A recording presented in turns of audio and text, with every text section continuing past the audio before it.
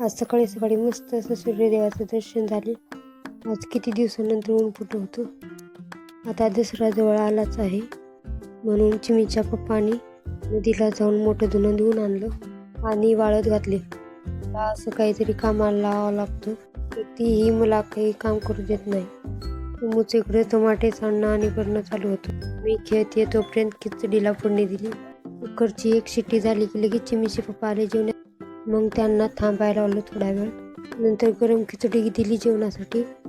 चपाती आणि शिमला मिरच्याची भाजी केली जेवणासाठी. नंतर चिमूला घेऊन गेले स्लॅबवर खेळायला. चिमूचं तिथंही खोडी करणं चालूच होतं. कितीही लांब सोडलं तरी गहू सांडा येतच होती जवळ. स्लॅबवर आलेच आहे तसं कांच्या गड्या केल्या आणि निघाले खाली.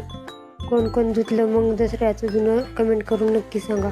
आज रात्री पण पाऊस काही सुट्टी घेणार नाही असं वाटतंय. आभाळ तर पूर्ण गच्च भरून आलेला आहे. रात्री पाऊस कोणकोणत्या गावाला आला कमेंट करून नक्की सांगा.